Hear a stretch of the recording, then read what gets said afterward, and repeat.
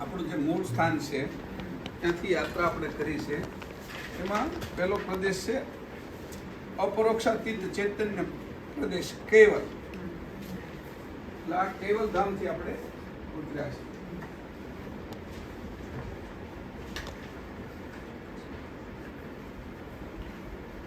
કેવલ ધામ છે એ કેવો અપરોક્ષાતીત ચૈતન્ય પ્રદેશ છે. તો એ કે અપરોક્ષાતીત ચૈતન્ય પ્રદેશ કેવલ ધામથી આપણે નીકળ્યા 8 નંબરનું, બરાબર. અપરોક્ષાતીત પ્રત્યક્ષ આપણે બધા બેઠા છીએ. પરોક્ષ અહીંયા જે નથી. અપરોક્ષ એટલે અત્યારે એની કલ્પના આપણે કરવી એ ખાલી કોઈના કોઈ આધારે કરીએ છીએ. અપરોક્ષ અને અપરોક્ષ એટલે બ્રહ્મ અને અપરોક્ષાતીત પ્રદેશ એટલે કૈવલ. આ કૈવલ પ્રદેશ છે. અને એની પ્રત્યક્ષ એટલે જે આંખ ઇન્દ્રિયોથી દેખાય તે, પરોક્ષ એટલે જે ઇન્દ્રિયોથી ન દેખાય તે, અને અપરોક્ષ એટલે જે ઇન્દ્રિયોથી પણ નહીં અને પ્રત્યક્ષ અંતઃકરણ એકેથી નહીં પણ ખાલી છે પણ આનો અનુભવ જ્યાં હોય, અસ્મિનો અનુભવ, એ અપરોક્ષ. અને આ અપરોક્ષાતીત એટલે બધા અનુભવો જેનાથી છે તે. એક પાછો એવી રીતે જેનો દાખલો આપી દઉં ફરીથી તો ખબર પડી જાય. થોડીક દાખલો ઠેર સુધી ન પહોંચે છતાંય દાખલો આપવો પડે એટલા માટે આપું છું કે જે પ્રત્યક્ષ એટલે જે અત્યારે આપણે દેખાય છે, પરોક્ષ એટલે જે સપનું દેખાય છે, અપરોક્ષ એટલે સપનું દેખાય છે યાદ નથી રહેતું અને ખાલી એટલું યાદ રહે છે ઊંઘ બહુ સારી આવી ગઈ. એ સાક્ષી રૂપે ખાલી ઊંઘ જે સુપ્તિ છે એમાં ઊંઘ સારી આવી ગઈ. એવો જે મને એટલું જ યાદ રહેશે, એટલો અહેસાસ થાય છે ત્યાં સુધી અપરોક્ષ પ્રદેશ. અને એનાથી જે પાર આવ્યો છે અપરોક્ષાતીત, એ પ્રદેશથી આપણે નીકળેલા છીએ. આપણે બધા જ અત્યારે કોઈ ભક્તિની કે કોઈ સત્સંગની કે બીજી વાત છે જ નહીં કે આપણે બધા અંશ કેવલ ધામના. હવે એનું એક આપણે નામ પાડ્યું આ બાજુથી અપરોક્ષાતીત પ્રદેશ એટલે કૈવલ, વળ વગરનો હતો. જ્યારથી બે વસ્તુની શરૂઆત થાય એટલે એકથી એકનો વળ ચડે દરેકની અંદર. તાણા વાણા શરૂ થઈ જાય બધી જગ્યાએ. એટલે કપડું ગૂંથાવા મળે. ગૂંથાય એટલે ગંઠાય, ગંઠાય એટલે ગાંઠો થવા મળે. ગૂંથાઈ ગયું એટલે એ, અને જે ગૂંથાવું એનું ગ્રંથ, ગ્રંથ ઉપરથી ગ્રંથિ. આ રીતે આપણું ગૂંથન થયું છે. ગૂંથાયેલા છીએ આપણે, બધી જ ગ્રંથિઓની અંદર ગૂંથાયેલા છે. અને એમાં મુખ્ય 7 ચક્રો, એમાં અત્યારે સ્થૂળ દેહ ગંઠાયેલો છે. અહીંયા જોયું કે એનું અનામી અનંત બ્રહ્માંડધીશ વિશ્વકર્તા સર્જનહાર, એ પહેલું આપણા કર્તાનું નામ. આપણા જે કોણ, આપણા કરતા કોણ છે એનું નામ. બ્રહ્મના એ જ કરતા છે અને આ કર્તના એ જ કરતા છે. પણ કર્તની અધિક વિભૂતિ જોઈને આપણે એને કરતા સમજી બેઠા. નાનો છોકરો હોય ને એ એના બાપાને સર્વસ્વ સમજતો હોય.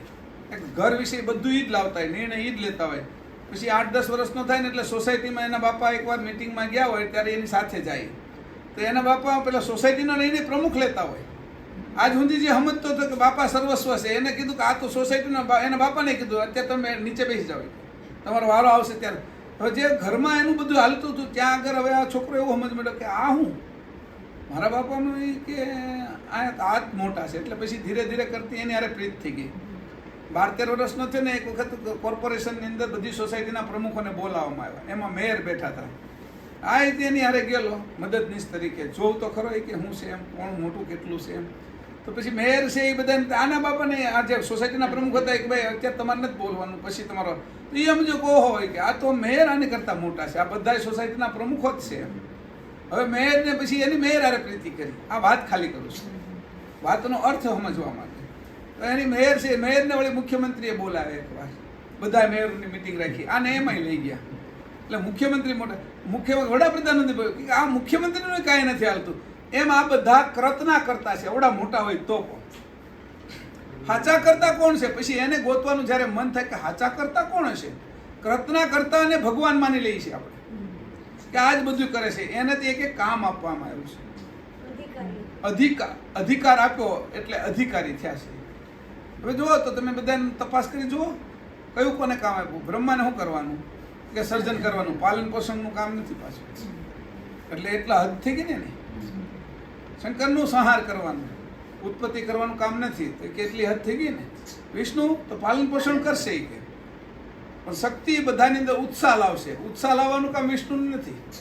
પાલન પોષણ કરે, પાલન પોષણ ખાધા પછી જે શક્તિ છે એનું રૂપાંતર કરીને શક્તિમાં રૂપાંતર કરે, ત્યાર પછી શક્તિ આરત લાવે, ઉત્સાહ લાવે, આનંદ લાવે, એને શરીરની અંદર હોશ લાવે, તાકાત લાવે. એ કામ શક્તિનું છે. તો બધાને જોડવાનું કામ નિરંજનનું છે. પણ શ્વાસ છે એ તો કે બ્રહ્મનો અંશ છે, અને તું તો કે તું એમાં નથી. એટલે વાત કર્યો એવી રીતે કીધું. તો મૂળ કોણ છે કે હું એનું નામ નથી આપી શકતો, એટલે એને અનામી. કેવા છે તો ગુણ છે અનંત. આ લાલમાં બીજું તો એ કે અનંત છે, પણ અનંત કેવા છે? અનંત બ્રહ્માંડાધીશ, અનંત બ્રહ્માંડોના અધિપતિ, વિશ્વ કરતા સર્જનહાર, બધા જ વિશ્વને બનાવનાર, બધા જ ઈંડાઓને બનાવનાર, બ્રહ્માંડને બનાવનાર સર્જનહાર છે. તો વાત સમજો કે મુર્ગીની અંદરથી ઈંડા નીકળે છે, પણ મુર્ગી ઈંડાને બનાવનાર નથી. એમાં મશીન એવું ગોઠવેલું છે એટલે ઈ જન્મે છે. આ તો સર્જનાર છે. સર્જનાર તો મુર્ગી નહીં કહેવાય. મુર્ગીને સર્જનાર કીધું, ઈંડો ને એની સર્જનાર તો એને પણ કીધું, પણ સર્જનાર એ નથી. આપણે આપણી માને સર્જનાર કહી આપણા શરીર માટે, તો એ સર્જનાર વાસ્તવમાં એ નથી. એ માને તે તો એ મશીન એવી રીતનું બનાવ્યું છે, આ તંત્ર એવું બનાવ્યું છે, આખું ઉત્પત્તિ તંત્ર, કે જેના કારણે આપણે ઉત્પન્ન થયા છીએ. માને એ વિશેની કાંઈ ખબર નથી, તો એને સર્જનાર કહું છું. શંકરને એવું કામ આપ્યું છે, સંહાર કેમ કરો એ તો એના નિમિત્તે સંહાર કરે છે. વિષ્ણુ પાલન નથી કરતા, વિષ્ણુના નિમિત્તે પાલન એ કરે છે. એ એવું એની અંદર સાધન જ એવું બનાવ્યું કે એને પાલન કરવું જ પડે. ઉંદરડો સાધન કેવું છે ખબર છે? એ જો એને કંઈક ખોતરા જ ન કરે ને તો એના દાંત વધી જાય, લાંબા થઈ જાય, મોઢામાંથી બહાર નીકળી જાય. એટલે ઉંદરડાને ખોતરા જ કરવું પડે. કંઈકનું કંઈક ભોણ કર્યા કરે, કંઈક ખોતરે, કંઈક સેવ આપણા ગોદડા ગાદલાની પડેલા હોય ને એને ખાઈ જાય. એ ન મળે ને તો ઓલી જે આપણી જે લાકડું છે એને એ કર્યા કરે. પછી જે સંદાસ બાથરૂમની પ્લાસ્ટિકની ઓલી જે પેલી હોય ને પાઇપ, એને હોતી ખાતો હોય. પેલા એના ઢાંકણા હોય જે આપણા વાટકાઓ, જે પાણી જેની અંદરથી જાય નીકળે, એને ખાઈ જાય મારો વાલો. કે એને નવરો જ નથી રહેવાનો. એને એવી રીતે મશીન જ મૂકેલું છે કે આમાંથી નવરો રહે જ નહીં. એવી રીતે એની અંદર કળા જ ભરી દીધી છે. નકર દાંત વધી જાય એના. બધા જ ક્યારેક 1 ફૂટ ના થઈ જાય તો ઓલો ઉંદરડો 1.5 ફૂટનો હોય, દાંત 1 ફૂટ ના થઈ જાય. કરવું હું? એટલે કોઈને પણ તમે જુઓ તો એ બધાની અંદર કળા મૂકી, કળાના કારણે આપણે અંજાઈ જઈએ, એટલે આપણે એના ભક્ત બની જઈએ. ભક્ત વાસ્તવમાં આપણે કોના બનવાનું છે એની આપણે ખબર હોવી જોઈએ. નવધા ભક્તિ એને કામ નથી લાગે એવી. 10મી પ્રેમ લક્ષણ આ ચેતન ભક્તિ છે. એટલે આ આખો પ્રદેશ છે ચેતન પ્રદેશ છે. પછી સ્વસંવેદ વૃક્ષ આવ્યું. એમાં શું થયું? નીચે આવ્યા ત્યાં પરમ ચેતનને મહદ સુજાન જાણ સ્વરૂપ. આ કેવું છે? આપણું કેવું સ્વરૂપ છે? અલ્પજ્ઞ જાણવાળું. આપણી નાની જાણ છે, જન્મથી લઈને શરૂ થઈ છે. વિશેષ જાણ નથી. તો ખબર પડી જાય કે અમે કિડની કેમ બનાવી છે, લીવર કેમ બન્યું છે, એ ખબર નથી પડતી. કારણ કે એ બધું અંદર સંઘરાયેલું છે. હજી તો આપણે ખબર નથી મારું હૃદય કેવું છે, કારણ કે આપણે જોયું જ નથી ને. હાથમાં લઈને જોયું હોય તો ખબર હોય ને આપણી કિડની કેવી છે, આપણને ખબર જ નથી. આપણી આંખ કેવી છે એ નથી ખબર. એ તો આ અરીસો ખોટું દેખાડે છે. અરીસો આપણે ખોટું દેખાડે છે. એ અરીસો છે એ તો પડછાયો જ દેખાડે છે ખાલી.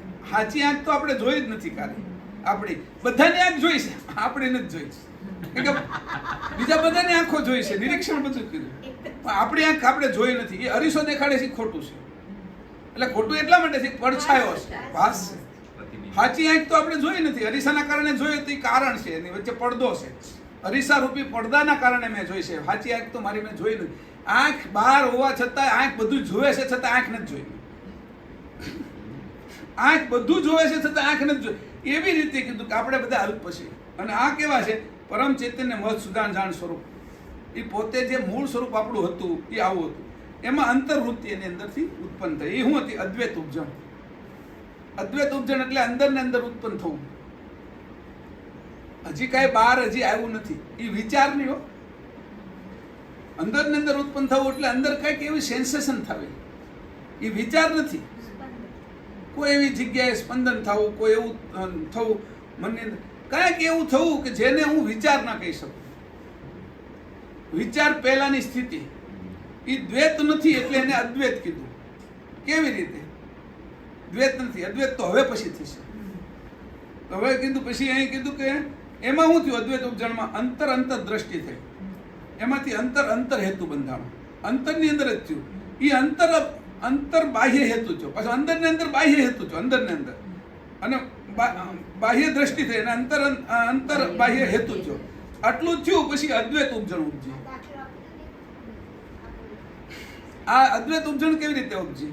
જે રીતે માતાની અંદર બાળક છે, બરાબર, એને દ્વૈત કહેવાય કે અદ્વૈત કહેવાય?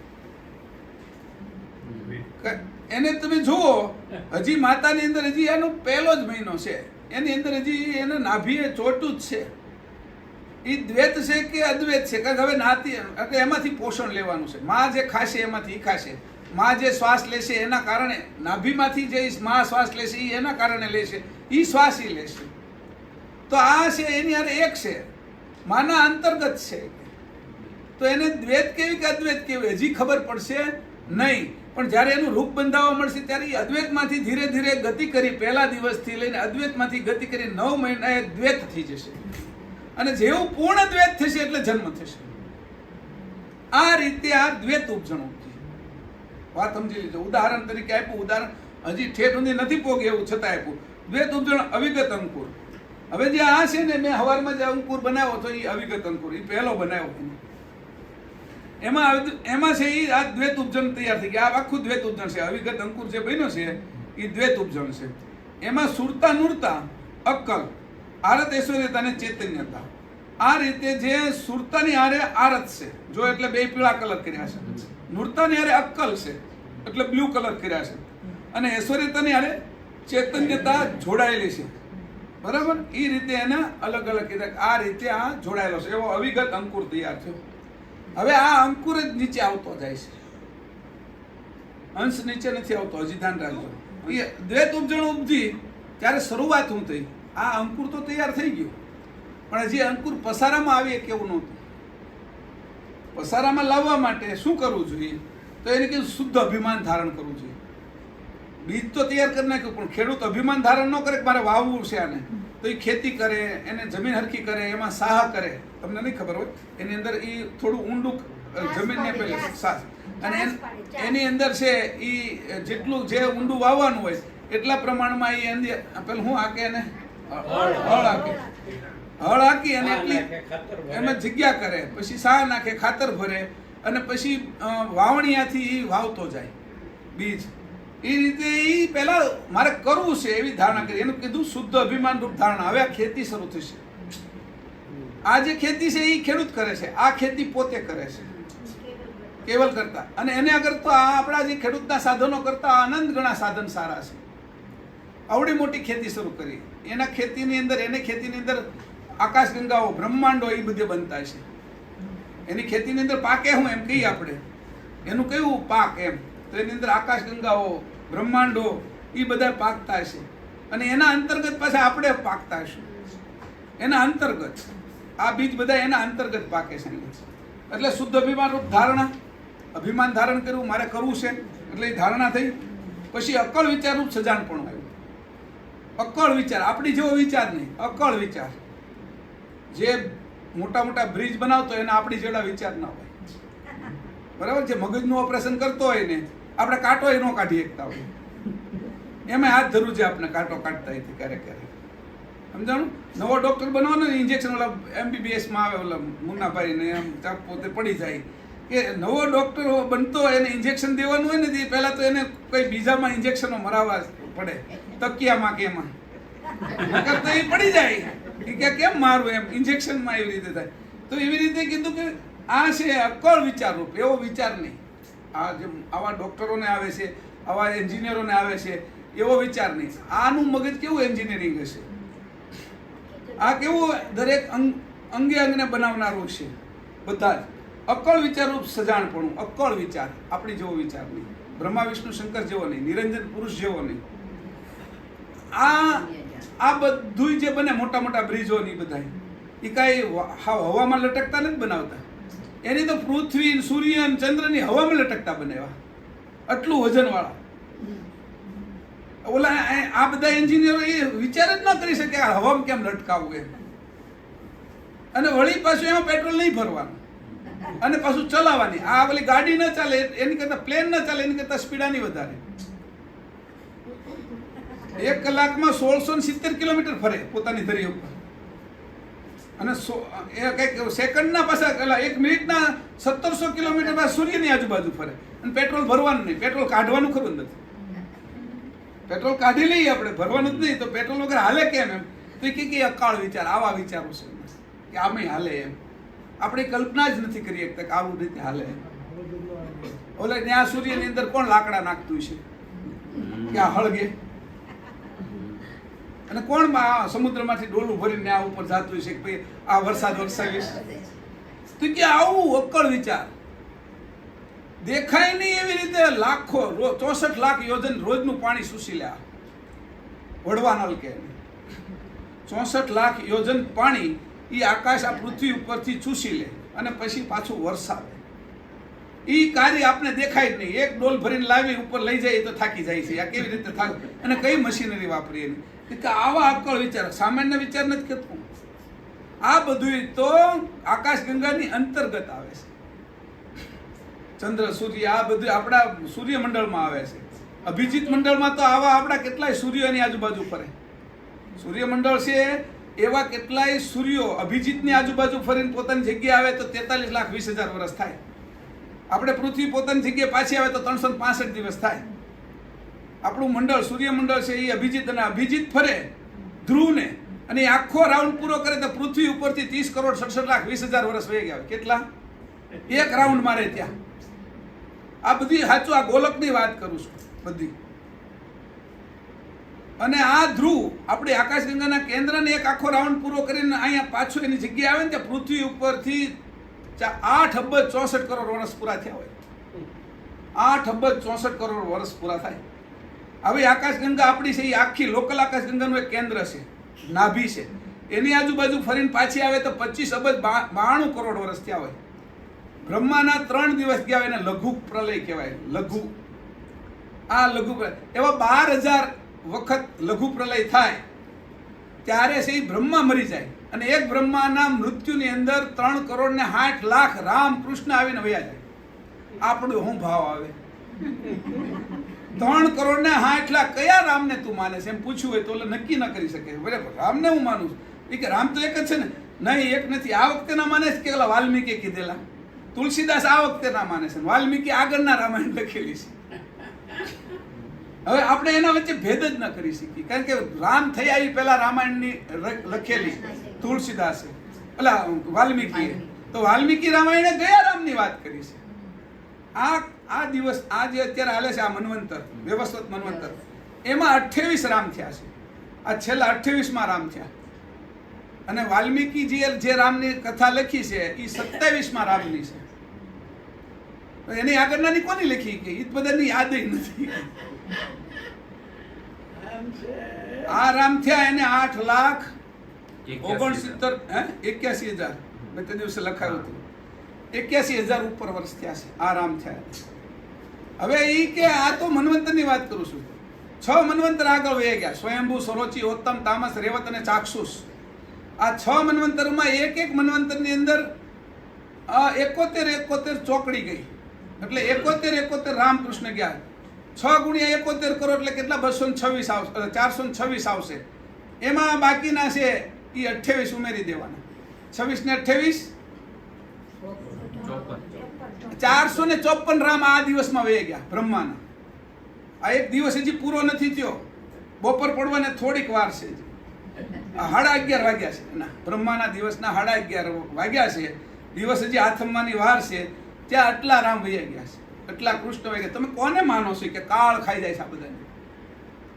પછી કે આવા એક બ્રહ્માના આયુષની અંદર વાત જો, આ હું તમને એટલા માટે કહું છું કે આ બધું અકળ વિચાર એનો કેવો હશે, આ બધું કેમ ફેરવતો હશે, આના બોલ બેરિંગ કેમ નાખ્યા છે, આમાં ભોડાઈ જાય તો નથી મેળવતો.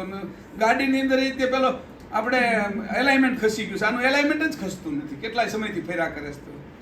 તો ઓલું એલાઇનમેન્ટ કરાવવા જવું પડે ગાડીની અંદર કે ગાડી બરાબર નથી ચાલતી. તો આ બધું જો તો અક્કળ વિચાર, આવો વિચાર, આ વિચાર. એટલે એવા પાછા બ્રહ્માના એક આયુષની અંદર 3,60,00,000 રામ અને કૃષ્ણ જાય તો એક વિષ્ણુના આયુષ્યમાં 2 અબજ અને 16 કરોડ બ્રહ્મા મરી જાય. એક વિષ્ણુના આયુષ્યમાં 2 અબજ અને સોળ તો રામકૃષ્ણ ક્યાં દેખાય ને આપણો કારો વારો આવે. આવું અક્કલ વિચારથી આ બધું બને કે આવી રીતે અક્કલ વિચાર રૂપ સજાણપણું. થોડી કાળની વાત કરતી હતી હારવાર, એટલે ખબર પડે કાળની હું ગતિ છે. એવી રીતે કીધું અક્કલ સજાણ, જોવા જાણવા રૂપ ભાવના. પછી શું થયું? અક્કલ વિચાર આવ્યો પછી આમ જોવું પડે કંઈક કે હવે કેટલા આ સાધનો છે આપણે આગળ કે એને આપણે આ અક્કળ વિચાર છે એ વિચારને હવે આપણે ફલીભૂત કરીએ, અમલમાં મૂકી ફલીભૂત કરીએ. એટલે એની જોવા જાણવાનું અંદર શું છે અને બહાર શું છે મારી આગળ. આપણે અક્કળ વિચાર આવે મકાન બનાવવું છે તો પહેલાં આપણે જોઈએ કે પૈસા કેટલા પડ્યા છે, ગાડી લેવી છે તો આપણી શું વ્યવસ્થા છે, બેંક કેટલા આપે એમ છે, કેટલા બધા વિચાર કરીને એટલે જોવા જાણવાનું ભાવના એવો વિચાર છો. આ તો આપણા વિચારો ટૂંકા. આ તો હું મનુષ્યને આપણે કીડી કેમ આપણા વિશે વિચાર કરીએ આવું આમ હશે એમ કહું છું, અને કહેતો નથી કે આમ છે એમ. કારણ કે એ બ્રહ્મા વિષ્ણુ શંકરના આ શક્તિ નિરંજનની જાણતા નથી. હવે કીડી આપણા વિશે વિચાર કરતી હતી બે, એ કે મનુષ્ય કેવા હશે, એ બધા પાછા એના આપણા વિશે સત્સંગ કરતા હતા. આપણે કરીએ છીએ ને એમ કે મનુષ્ય કેવા હશે કે હા કે એનું નાક તો કે કવડું હોય કે હું. હવે એનું જે દર હોય ને એ નાક જેવડું હોય આપણા, સમજાણું? એ કે ઓહો એ કે આપણા ઘર જેવડું, આપણા જે છે ને એના જેવડું તેનું નાક છે એમ કે. હવે એમાં એક વખત નાકમાં કરી ગયું તો આપણે છીક કાઢી નાખીએ એને, છીક આવે ને તરત, સમજાણું? કાનમાં કરી ગયું તો એ હતી હળે કર્યા કરે, ડોક્ટર આગળ જવું પડે, નકર વળી તેલ નાખીને કાઢવું પડે એને. તો એવી રીતે આ એમ કે એવી આપણા વિશે ચર્ચા કરે તે ચર્ચા શું કરે? એ એમ થોડા કે આ કમિશનર છે, આ કલેક્ટર છે, આ એને એ ખબર પડવાની છે કે આ વહીવટ કઈ રીતે કરે છે. તો કે એમ આપણે પણ આ જે આ કેવલની ચર્ચા કરી એ ચર્ચા ઓલી કીડી જેવી ખરી કદાચ, એટલે હું પોગી તો હજી કીડી જેવાય બેક્ટેરિયા જેવાય હોય આપણે. એટલે આ રીતે કરીને ભાવના તો કરશું કે એ ભાવનાથી એને જોડાઈ, ભાવ તો જોડાઈ શકશે. એવી રીતે જોવા જાણવા રૂપ ભાવના ઉત્પન્ન થઈ. પછી ચોથું થયું શુદ્ધ સંકલ્પ સ્વરૂપ. આપણો સંકલ્પ કેવો છે? વિકલ્પ વાળો. આપણે કાંઈ કરીએ ને તો એની વાહે વિકલ્પ લાગેલો જ હોય, સંકલ્પની વાહે. એટલે થોડો સમય સંકલ્પ હાલે પછી પાછો સંકલ્પ હાલે નહીં. અને એનો શુદ્ધ સંકલ્પ છે. એકવાર કરે પછી થઈ જ જાય, અને એ પછી એને રદ કરવો હોય તો બીજો સંકલ્પ કરવો પડે. આપણા સંકલ્પની અંદર આપણો સંકલ્પ એટલે આપણે જે સંકલ્પ કરીએ એની અંદર આપણો જન્મ થાય એટલે મૃત્યુ વાહે સિક્કો મારીને આવેલું જ હોય, વિકલ્પ છે જ. એમ કીધું કે ભાઈ આપણે બહાર વિદેશમાં જઈએ અને ફરવા ગયા હોય તો ઓલા કે રિટર્ન ટિકિટ બતાવો તો જ જવા દે. આપણી ટિકિટ મૂકીને રિટર્ન ટિકિટ પહેલા માગે છે, પછી આ ટિકિટ કે પહેલા રિટર્ન મૂકો કે. એટલે આપણે સંકલ્પની વાહે વિકલ્પ છે જ, એને વિકલ્પ નથી. એટલે એને શુદ્ધ સંકલ્પ કરે, આ બધાની રચના કરે અને હંકેલું હોય ત્યારે બીજો સંકલ્પ કરે. આપણે તો ઓટો શિક્ષણમાં વિકલ્પ થઈ જ જાય. તો એ કીધું આવો શુદ્ધ સંકલ્પ, એમાંથી અંશવૃત્તિ ઉત્પન્ન થઈ. હવે એ જ્યારે આ બાજુ આવ્યા તે અપરોક્ષ પ્રદેશ એટલે કયો બ્રહ્મ અસ્મિની શરૂઆત થાય છે, બ્રહ્મોસ્મિ. આમાં કોઈ અસ્મિ લાગતી નથી. આ જે પ્રદેશ હતો એ શુદ્ધ હતો અત્યાર સુધી જે આપણે વાત કરીએ, જે અપરોક્ષાતીત પ્રદેશ. હવે આપણે અસ્મિ લાગશે, આ અસ્તિત્વનો પ્રદેશ છે. હવે આપણે અસ્મિ લાગશે. અસ્મિ લાગવું એટલે એક પ્રકારનું આવરણ ધારણ કરવું, હાવ ખુલ્લા ના રહેવું. આવરણ ધારણ કરવું એટલે નાનું એવું ઢાંકવું, એનું ઢાંકવું ને એ ઢાંક્યું એટલે એનાથી આકાર થયો. જે ઢાંકણ છે એની આપણો આકાર બનાવ્યો. આપણો કોઈ આકાર નહોતો અહીંયા સુધી, આકાર વગર ના કોઈ આકાર નહોતો એટલે નિરાકાર નહોતું એમ કહેવાય. ઓલા કે આકાર હતો તો આકાર નહોતો તો નિરાકાર હતું કે ના, નિરાકારી સમજમાં આવે એવું છે. આ નિરાકારી નહોતું ને આકાર નહોતું. હવે એમાંથી આ રીતે અહીંયા નીચે આવ્યા એટલે અપરોક્ષ પ્રદેશમાં આવી ગયા. અસ્મિની શરૂઆત થઈ. એમાં શુદ્ધ સંકલ્પ જે અહીંયા લગાડેલો ચોથો એ ત્યાં મૂકી દીધો પાછો આપણે. એમાંથી શું થયું? બ્રહ્મા શુદ્ધ અહંગ. બ્રહ્મમાં શુદ્ધ અહંગ. અહંગ શું છે? જે વૃત્તિ પહેલાનું સ્વરૂપ.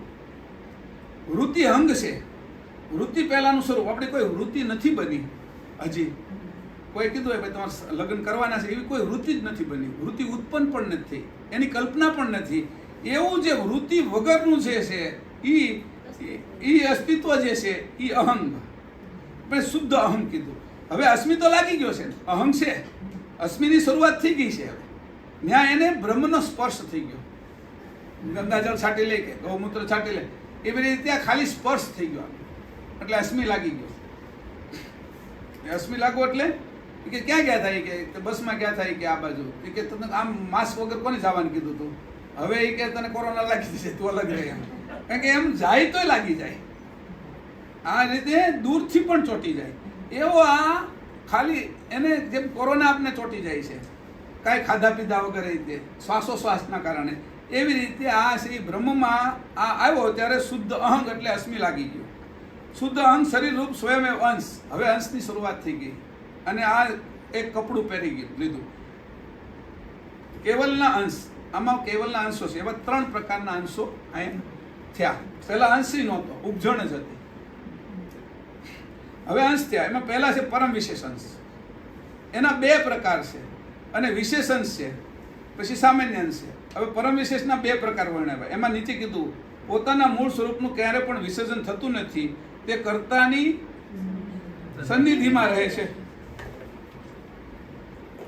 કર્તાની સન્નિધિમાં રહેવા વાળો જે અંશ છે, કર્તાની સન્નિધિમાં એટલો નીચે આવ્યો છે છતાંય સન્નિધિ હજી નથી છૂટી. રિમોટ કંટ્રોલ છે એ એની હદની બહાર નથી ગયું. પહેલા આપણે ઓલા કોર્ડલેસ ફોન હતા ને ઘરમાં રાખી, એટલે પછી તમે એને 200 મીટર ન હોય તો 200 મીટર ને 201 મીટર જ આવો એટલે પછી લાગતો બંધ થઈ જાય, રેન્જ નો આવે. આ હજી રેન્જમાં છે કરતાની, એટલે આપણે ત્યારે રેન્જમાં જ હતા બધા, આપણે બધા રેન્જમાં હતા. આપણી વાત છે આ, બીજા કોઈને નથી. એટલે કીધું પોતાના મૂળ સ્વરૂપનું ક્યારે પણ વિસર્જન થતું નથી ને કર્તાની સન્નિધિમાં રહે છે, એની સાથે રહે છે. પછી બીજો વિશેષાંશ, ઐશ્વર્યતા ભૂલતો નથી પણ પોતાના સત્ય સ્વરૂપનું જ્ઞાન નથી રહેતું. પોતાની જે આવડત છે, હોશિયારી છે, ઐશ્વર્યતા છે એને નથી ભૂલતો, પણ હું કોણ છું ઐશ્વર્યતાને ધારણ કરનારો એની એને યાદ નથી રહેતું. એને વિશેષાંશ કીધા. આમાં બધા આવી જાય, નિરંજન છે, બધા દેવતાઓ, બધા અવતારો, બધા જ આમાં આવી જાય.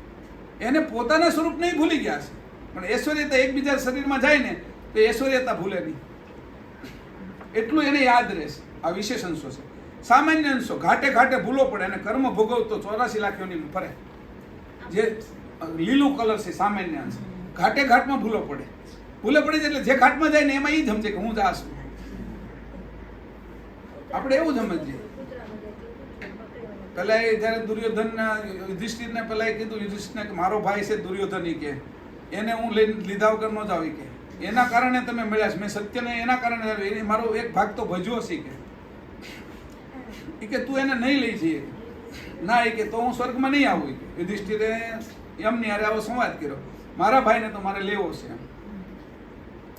એટલે કે હવે તારે એટલો બધો આગ્રહ છે તો જાય કે જે ઓલા કુંડા જે પેલું નાળું છે એમાં જે મોળ ને આવું બધું છે, એમ પાણી ગંદુ ને એમાં જો આ ઓલો કીડો છે ને એ તારો ભાઈ છે, કે દુર્યોધન કીડો બન્યો છે, એટલા બધા કર્મ એના ખરાબ હતા એટલે કીડો બન્યો છે, એને લઈ આવી તું.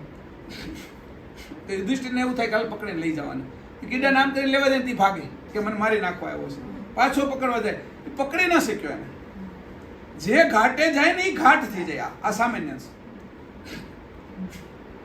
આપણે બધા ઘાટરૂપ થઈ ગયા, અને ઘાટરૂપ થઈ ગયા એટલે આ બધાની અંદર હજી આપણે ફરી છીએ. હવે ઘાટમાંથી આપણે અઘાટે થવાનું છે, એનો રસ્તો પછી હમણાં બતાવવાનો છું તમને. એટલે આપણે બધા ઘાટે ઘાટે ફરીએ છીએ, અને આ સમય આનો પૂરો થાય એટલે બીજો લેશું, ત્રીજો લેશું. ક્યારેક મનુષ્ય આવશે આપણે સારા કર્મ છે તો. નકર આ 84 લાખ યોની અંદર આ બધા મૂકે છે કે જો તારો પ્રાણ કેમાંથી જાય જીવનો, એના ઉપર એની યોની આવે છે. 4 જગ્યાએથી પ્રાણ જાય છે, મુખમાંથી, આંખમાંથી, બ્રહ્મરંધમાંથી ને ગુદામાંથી.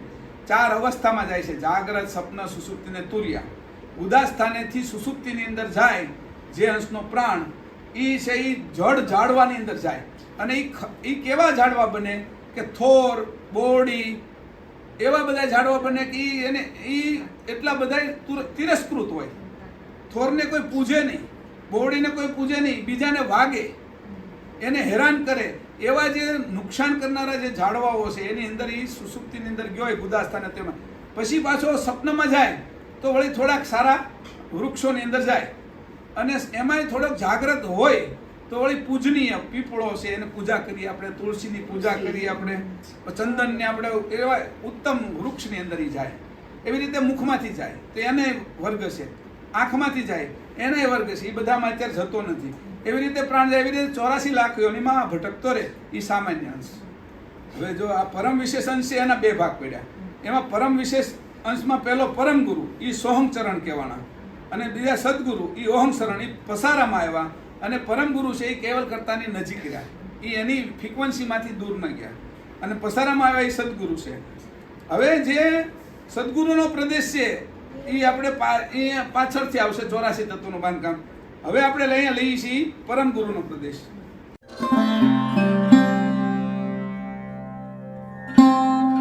જે પરમ ગુરુ છે એનું પરમ ગુરુ એટલે અરુણેશ ચેતન ખાંડ રૂપ પ્રદેશ છે. એ ખાંડ છે એટલે એમાંથી નીકળ્યા જ કરે.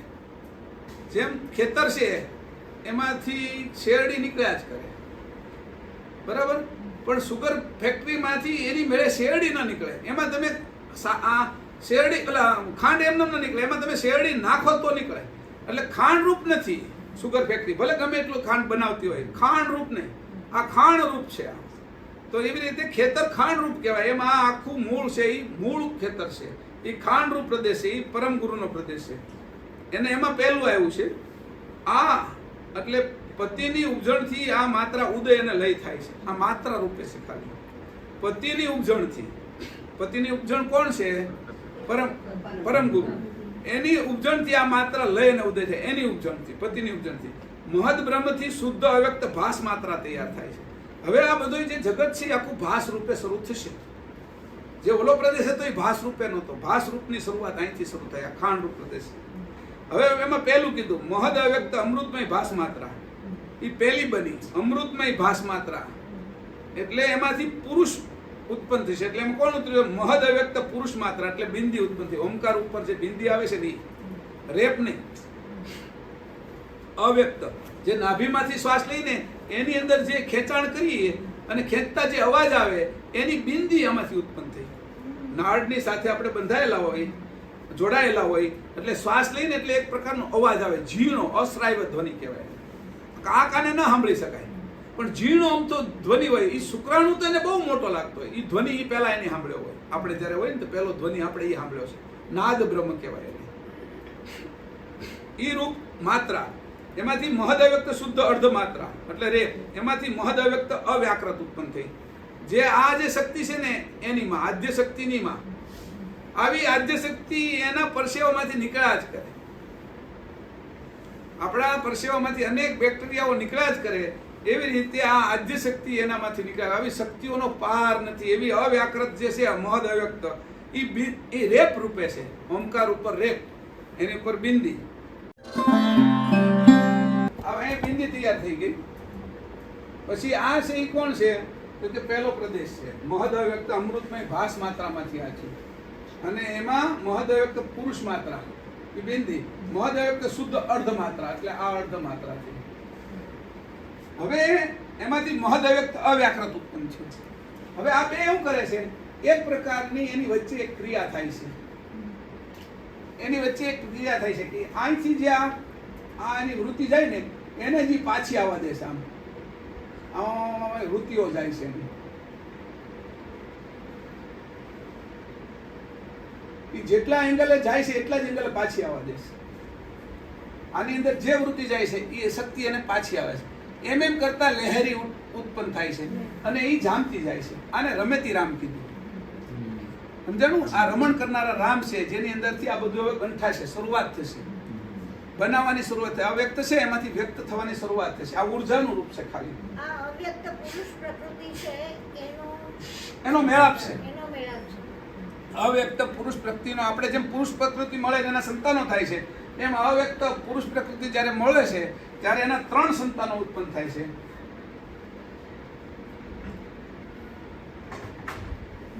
એના 3 સંતાનોમાં કોણ ઉત્પન્ન થાય છે પહેલા? તો કે પાંચમું છે મહદ અવ્યક્ત આક્રાંત માત્રા છે. એમાંથી શું થયું? મહદ અવ્યક્ત શુદ્ધ તમો ગુણ બન્યો.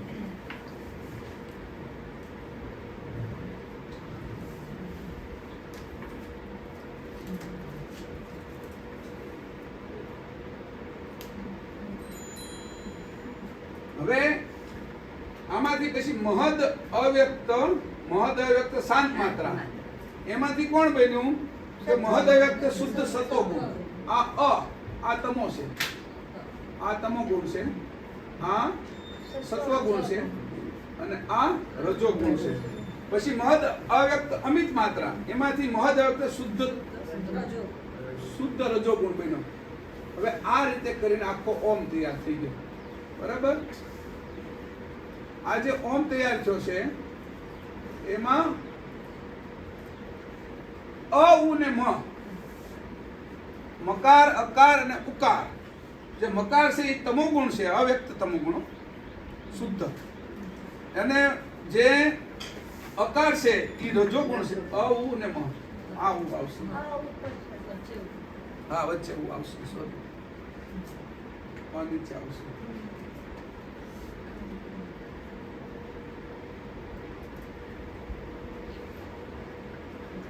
અકાર ઉકાર અને મકાર, સત્વગુણ તમોગુણ અને રજોગુણ, આ ત્રણેય છે એ અવ્યક્ત છે. આ અવિકારી પ્રાણાયામ છે, વિકાર આમાં નથી. આ અવિકારી પ્રાણાયામમાં જ્યારે આપણે જઈએ ત્યારે આપણું સ્વરૂપ અને પરમ ગુરુનું સ્વરૂપ આ જગ્યાએ દેખાય, નાભીમાંથી. પછી જે મોઢેથી ઓમકાર નીકળે છે એ વિકારી પ્રાણાયામનો છે. અપાન પ્રાણ વ્યાન ઉદાન સમાન વિકારી પ્રાણાયામ ઉત્પન્ન થયા છે તત્વોમાંથી. અને એ તત્વોમાંથી છે એ નાભીથી ઉપર જાય છે, નાભીની વચ્ચેનો નથી. આ અચરતભાઈએ જે ચીનો એ આ ઓમકાર હતો, શુદ્ધ ઓમકાર. અને પ્રસારામાં જે આવ્યો એ અશુદ્ધ ઓમકાર હતો. એટલે આ ઓમકાર છે એની વાત અત્યારે કરી. બરાબર. આવું ને મ. હવે આ રીતે છે એ આ ઓમકાર તૈયાર થયો અને આ અવ્યક્ત આ તત્વો તૈયાર થયા. આ અવ્યક્તનો ઘાટ એ પરમ ગુરુ લઈને અહીંયા આવ્યા. આપણે પણ અંશ ચેતનના જ છીએ, કેવલના જ છીએ. આપણે પણ આ ઓમકારનો ઘાટ લઈને આપણે અહીંયા આવેલા, પણ એને ટોટલ ભૂલી ગયા આપણે. અને આ ઓમકાર ઉપર અત્યારે ચાલીએ છીએ, જે વાણીમાં નીકળે છે, જે વાણીથી પર હતો, નિર્વાણથી પર હતો, એ ઓમકારને અત્યારે આપણે ભૂલી ગયા. નાભીની અંદર એ આપણો ચાલુ હતો પહેલા. હવે આપણે ચાલુ નથી કરી શકતા, નાભી કપાઈ ગઈ ત્યારથી. હવે પછી આવ્યા 84 તત્વનું બાંધકામ. એ પ્રદેશ કોનો છે? આ પરમ ગુરુનો પ્રદેશ પૂરો થયો, સદગુરુનો 84 તત્વનું બાંધકામ. એમાં હું પહેલું જન્મ્યું પ્રકાશ બ્રહ્મ વૃત્તિ. હવે પહેલું આપણે અહીંયા ઉપર છે ને મૂકી દઈએ છીએ, જે ઓલી સુરતા નુરતા અક્કલ આરત ઐશ્વર્યતા છે ને એને ગોઠવી દઈએ. બરાબર. આમાં પહેલા નુરતા,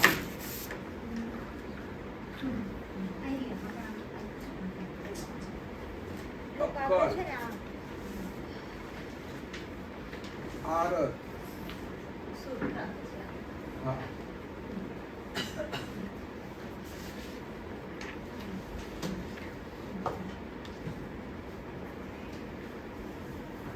સુરતા, આરત, ઐશ્વર્યતા,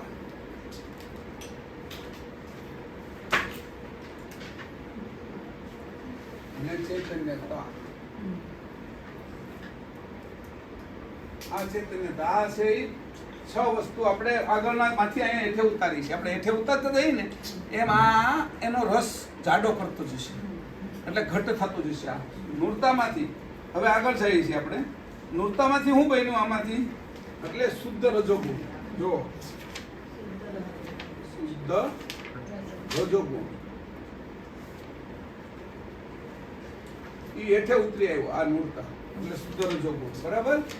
પછી અક્કલમાંથી શુદ્ધ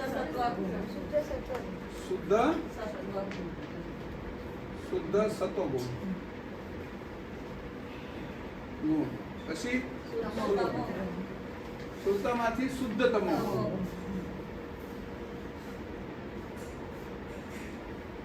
આપણે ગુણને ક્યાંય સમજતા હોય, કેવી રીતે સમજતા આપણા મનમાં હું એની કલ્પના હોય આપણે ખબર જ નથી. પછી આરતમાંથી અવ્યક્ત અવ્યાકૃત, મહદ અવ્યક્ત, મહદ અવ્યક્ત અવ્યાકૃત, અવ્યાકૃત. બરાબર. ઐશ્વર્યતામાંથી મહદ અવ્યક્ત પુરુષ માત્રા. પછી ચૈતન્યતામાં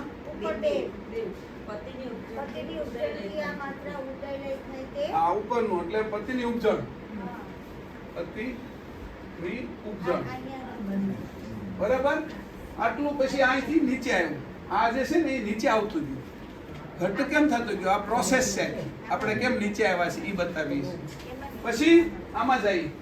હવે આમાં 84 તત્વોમાં નીચે આવ્યા. કયો પ્રદેશ આવ્યો?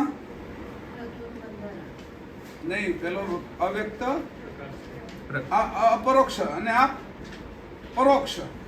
આમાં લખ્યું નથી પણ આ પરોક્ષ પ્રદેશ લખી નાખજો ઉપર. અને આ બાજુ જે તૈયાર થયું ને સ્થૂળ દેહ સુધીનું એ પ્રત્યક્ષ કરી નાખો. અવ્યાકૃત નીચે પ્રત્યક્ષ શરૂ થયું.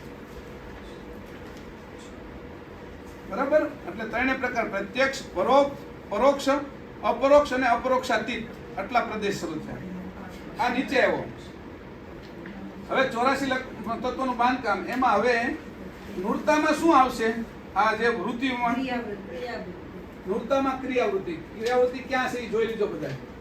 ક્રિયાવૃત્તિ બરાબર. એ રજોગુણમાંથી આવી, શુદ્ધ રજોગુણમાંથી. પછી અક્કલમાં શું આવશે? સંયમ, ભોગ, વૃત્તિ. બરાબર. અત્યારે ખબર ના પડે તો પણ તમે આ યાદ રાખી લો. એટલે કોશિશ કરજો આને. પછી આ તમને ખબર પડશે કે આપણું બંધારણ છે. આ આસાનીથી ખબર પડવા મળશે કે હું આ રીતે નીચે ઉતર્યો. આપણું મારા સિવાય કોઈનું બંધારણ નથી એવું સમજજો કે હું કેવી રીતે નીચે ઉતર્યો. એટલે આ જ વસ્તુ તમે પાછા જશો ને ત્યાં બધું આવશે. મેં કીધું ને ઘરેથી તમે નીકળ્યા છો તો જે વસ્તુ તમે છેલ્લે આવી એ પહેલા આવશે, છેલ્લેથી બીજી આવી બીજી આવશે જાતી વખતે. એમ ક્રમમાં આવશે આ બધું. પછી પ્રકાશ, બ્રહ્મ વૃત્તિ. બરાબર. પછી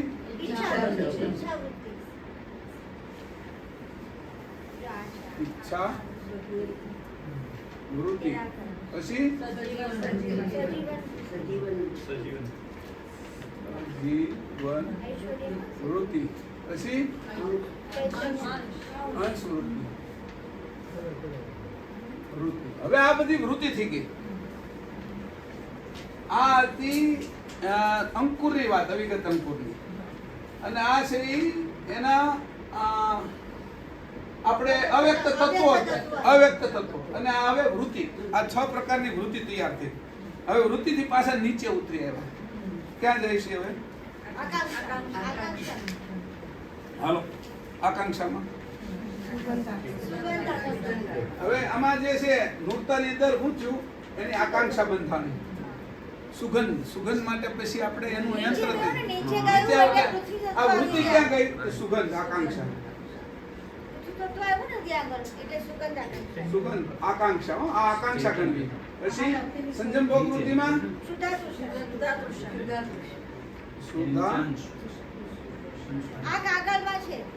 હા, જોતા જાઓ. આ બધું આને પણ મેળવતા જાઓ. આને આરે કેમાંથી કાઢ્યું છે એ ખબર. સુધા તૃષા. પછી પ્રકાશમાં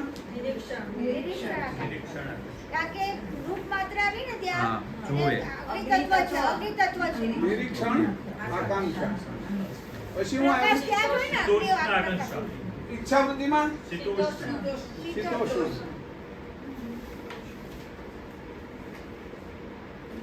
શીતોષ્ણ આકાંક્ષા. પછી શ્રવણ આકાંક્ષા. પછી એની કોઈ છે હવે ત્યાં નહીં આવે. હવે આ જે ચેતનનો પ્રદેશ અહીં અટકી ગયો. બરાબર. હવે આ બધું આમાં આવી જશે.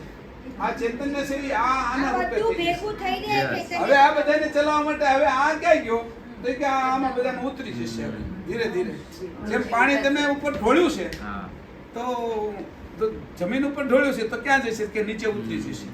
પણ તમે આ લાદી ઉપર ઢોળ્યું છે ક્યાં જશે? તો કે આકાશમાં ઉડી જશે. આકાશમાં હશે, જમીનમાં હશે. આ હવે આખું આમાં ભેગું આપણે આવી રીતે ભળી ગયા. આ શરીર હારે કેમ ભળી ગયા? ઇન્દ્રિયો હારે કેમ ભળી ગયા?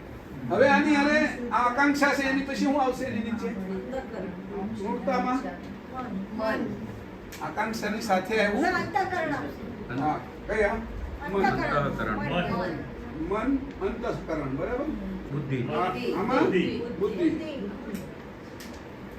બુદ્ધિ. આમાં આપેલો કાગળ છે ને એમાં છે જુઓ. આમાં શીતોષ્ણમાં ચિત્ત. આમાં નજીક. આ થોડુંક લોજિક લગાવજો. આમ નામ જો આ આખી જ આખું હું તમને નકશો બતાવું આમ છું. નામ વાંચતા નહીં, આ સીધું વિચારજો જરા. આપણું જે મકાન બનેલું છે એનો નકશો છે. ક્યાં ક્યાં હું મૂકેલું છે, કઈ જગ્યાએ અંડરગ્રાઉન્ડ ની અંદર પાઇપલાઇનો નાખેલી છે, કઈ જગ્યાએ વાયરો દોડાવેલા છે, કઈ જગ્યાએ હું કરેલું છે. તમે ગમે ત્યાં જો ડ્રિલિંગ કરશો ને તો ઓલી પાઇપલાઇન તૂટી જશે અથવા વાયરિંગ ની અંદર શોર્ટ સર્કિટ થશે. એટલે એનો નકશો લઈને કોઈ કામ કરતો હોય તો એને કામ આસાની થાય. કોઈ જગ્યાએ ખીલો હવે એમનો મરાય એવું નથી, કારણ કે ત્યાં અંદર હું પસાર કર્યું છે ખબર જ નથી. આટલું અંદર આની કરતા ગુડ આ ઘર તો કાંઈ નથી એવું આ ગુડ દે. હાલો પછી એનો નીચે હું આવ્યું માત્રા. આમાં ગંધ માત્રા આવશે. ગંધ, રસ, રૂપ, સ્પર્શ અને શબ્દ.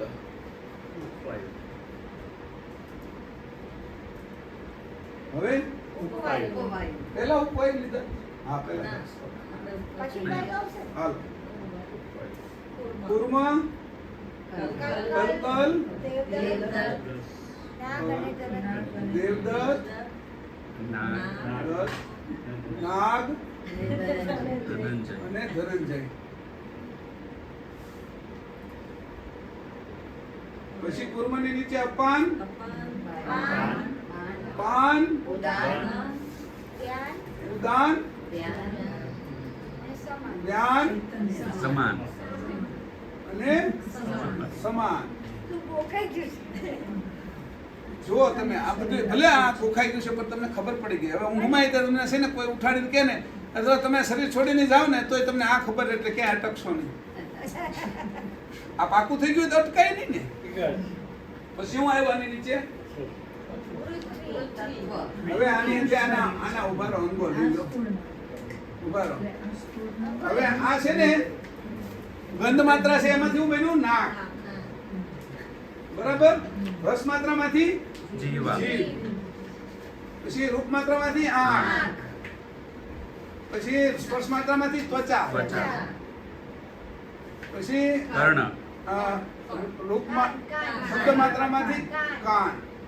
આ બધા એના કરણ બન્યા. આ સ્થૂળ થઈ ગયા. જો આ જ્ઞાનેન્દ્રિયો બની. આ ગંધને પારખવા માટે નાક જોઈએ છે એટલે નાકના કોષોનો વિકાસ કર્યો પછી અને નાક બનાવ્યું. ચશ્મા માટે નાક નથી બનાવ્યું. સમજાણું? નાક બનાવ્યું છે ગંધ પારખવા માટે નાક બનાવ્યું છે. એ કેટલી બારી ગઈ. પછી કીધું કે હવે મારે રસ પારખવો છે. ખાટો છે, તુરો છે, કડવો છે, તીખો છે, તો એના માટે જીભ બનાવી. આ બધા કરણ થયા. કરણ એટલે કરણ એટલે સાધન.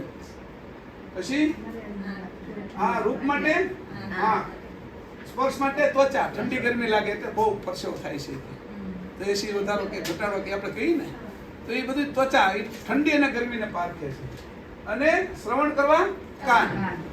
હવે એ પાછા એને બારીકમાં નથી જવું આપણે. એના કેટલાય ભાગ છે. એના પડદા છે, એની અંદર અક્ષરો જુદા પાડવાની રીત છે, શબ્દ જુદા પાડવાની રીત છે, ભાવના છે અંદર. એ ભાવનાનો સ્પર્શ છે. જે ભાવથી કહી એ કેમ છે એમ તો એને એ કેટલું દુઃખ લાગે. કેમ છો? મજામાં ને? તો જે ભાવના છે એ શબ્દની અંદર એ પારખે છે કાન. એ કેટલી સૂક્ષ્મ છે, ઝીણી વાત. તમારે આ જ કરવું હતું ને, તમારે આ જ કરવું જોઈએ ને. એટલે આ જે છે ઝીણી બાબત એને સુધી ઓળખે છે. પડદાની અંદર કેટલી બારીકાઈ, કાન યંત્ર કેવું બનાવ્યું એની કે આટલું બધું એમાં ભેગું કરીને મૂક્યું છે આપણી સામે. આ ત્વચા કેવી બનાવી. ત્વચા જુઓ તમે. ઓલું ત્વચા જે તંત્ર છે ને આખું ત્વચાનું, તંત્ર આવે ને આખું. કયું તંત્ર છે? ચર્મતંત્ર. ચર્મતંત્ર. તો કે આ પાપણની આંખ, પછી પાણી આ જે છે ત્વચા, તળિયાની ત્વચા, આ પાપણની ત્વચા, જીભની ત્વચા, આંખની જે ડોળો છે એ ત્વચા. આ આંખનો જે ડોળો છે એ પ્રકારની ત્વચા છે. એ ચામડીથી જોઈ શકાય. અને કાનના જે પડદા છે એ ચામડી જ છે, એનાથી સાંભળી શકાય. જીભની ત્વચા છે, એનાથી સ્વાદ સરખે. નાકની અંદર ત્વચા છે, એનાથી ગંધમાં પારખી શકાય. જુઓ તો ખરા ત્વચાની અંદર કેટલી એની રમત કરી. કઈ એમનામાં બનાવીને આપણે તરત આપી દીધું એવું નથી. આ તરત આપી દીધું એટલે એની કિંમત નથી સમજતા આપણે. હાલી એમને મફત મળી ગઈ કે અમે માતા પિતાએ આપી દીધું, કે અમે અમારા છોકરાઓને આપી દીધું. પણ પણ એ થઈ શું ગયું, તમે એનો ઉપયોગ શું કર્યો સારો? ખબર ય ક્યાં છે તમને? આ આટલી બધી અંદર વ્યવસ્થાઓ કેટલી ગોઠવી છે. આ તો એક એક બારીક વસ્તુ જ્યારે કહી છે ત્યારે ખબર પડે છે કે આટલી વ્યવસ્થાઓ ગોઠવી તમે. હવે આના પછી શું આવ્યું કે જીભની હારે શું જોડાયેલું છે? આ નાકની હારે શું જોડાયેલું છે? તત્વ, ભૂમિ, બરાબર. જીભની હારે જળ, આંખની હારે અગ્નિ, ત્વચાની હારે વાયુ, અને કાનની હારે ગત આકાશ. આકાશ. આ નાકની ભૂમિની અંદરથી જ સુગંધ દુર્ગંધ આવે છે. ભૂમિની માત્રા છે એટલે માત્રા લઈ લીધી ને, ગંધ. તો ગંધ માત્રાના કારણે જ ભૂમિની અંદરથી આપણે જે સુગંધ દુર્ગંધ આવે છે એ ભૂમિ તત્વની જ આવે છે. તો ભૂમિની અંદરથી નાક ભૂમિની સાથે જોડાયેલું છે, જીભ જળની સાથે, રસ છે, સ્વાદ છે એ પાકે, આંખ અગ્નિ હારે જોડાયેલી છે, તે ત્વચા છે એ વાયુ હારે જોડાયેલી છે, અને કાન છે ગત આકાશ. આ જે હાથમાં કાલ 5 તત્વો આપણે હવારમાં કર્યા, જે 5 તત્વો એનો અહીંયા સુધી પહોંચતા સ્થૂળ થયેલા છે. કાંઈ એમને સીધા ભૂમિ જળ અગ્નિ વાયુ સ્થિર નથી ગયા. આટલું કર્યું છે એની અંદર એટલી વસ્તુ આવી ત્યારે થયું છે. આપને ખબર નથી. આમ હાથમાં આમ કર્યું ત્યારે ગોળી વળી ગઈ, પણ ગોળીની અંદર એટલું બધું વળી ગયેલું છે. અંદર ભળેલું છે એટલી બધી, કેટલા વોલ્ટ ચડાવ્યા છે? કેટલા વળ એની અંદર ચડાવે છે. હવે મૂળ વસ્તુ થઈ ગઈ, તો હવે કેવી રીતે ત્યાં પહોંચવું? આટલા બધા વળ ચડીને આ છેલ્લે આપણા અંગો બન્યા. હવે જે આને કીધું કે આ જે પ્રાણ છે એમાં આ બધી જ્ઞાનેન્દ્રિયની વાત કરી, પછી એની સામે કર્મેન્દ્રિય બની છે ને, હા, કર્મેન્દ્રિય. બરાબર. મુખ તો એ આકાશ તત્વની કર્મેન્દ્રિય છે. આ મુખ છે. વાયુ તત્વની કર્મેન્દ્રિય હું હાથ, અગ્નિ તત્વની કર્મેન્દ્રિય હું પગ, જળ તત્વની કર્મેન્દ્રિય હું લિંગ, ગુહ્યાંગ,